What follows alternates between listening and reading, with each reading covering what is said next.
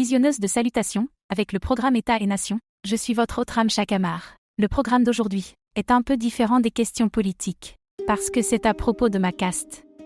Et maintenant, depuis quelques jours, le sujet le plus tendance sur les réseaux sociaux est l'histoire de Richam par elle-même. Nous disons ce que nous voulons. Et spécialement, quand l'histoire parle de femmes. Alors c'est devenu tellement pratique pour un homme. Commentez cela. Dans le programme d'aujourd'hui à travers l'histoire de Richam, nous devrions nous examiner nous-mêmes. C'est comme ça que nous aimons vivre. Et nous aimons survivre. Tant on vit comme ça. La partie de mon programme est évidemment Richam May, avec elle l'autre invitée dans notre studio.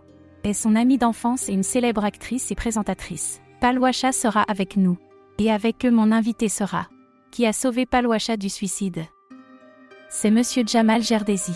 Et avec eux tous un écrivain célèbre chez R. Bano participera à cette discussion.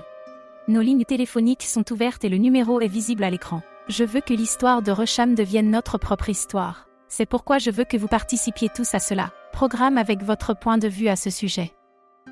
Donc tout d'abord ma question s'adresse à toi Palwasha. Je veux savoir ça quand tu étais l'enfance de Richam. Ami, tu es venu du village à la ville et tu es devenu célèbre. Ici, tu es devenu fort alors pourquoi n'en as-tu pas profité de cela et protégé Richam? Pourquoi tu ne pouvais pas faire ça? Ramcha, je sens ça. Mais une femme a réussi. Est devenue fort. Mais son succès ne la soutient pas. Son mari commence à profiter de son succès. Ou devenir jaloux de son succès. Je sens ça. L'homme a fait de la faiblesse des femmes sa force. Je veux dire une chose. J'ai aussi commencé à avoir peur de la mort. Si je me débarrasse de sa peur, alors je pourrais peut-être rester avec mon ami, devant tout le monde. Remcha, elle a raison. Désolé Bano, tu dis quelque chose? Je dis ça quand je suis allée chez Palwasha pour la rencontrer. Puis j'ai remarqué qu'elle avait tellement peur de son mari. Il la surveillait et même lui y parvient. C'est con par lui-même. Cela pourrait être dû au fait que Palwasha n'est pas très instruit. L'ignorance n'a rien à voir avec l'éducation. Dans cette société, quand une femme reçoit une éducation, alors elle est considérée comme une machine à gagner de l'argent. Leurs parents ne les épousent pas, les lois voient leur revenu.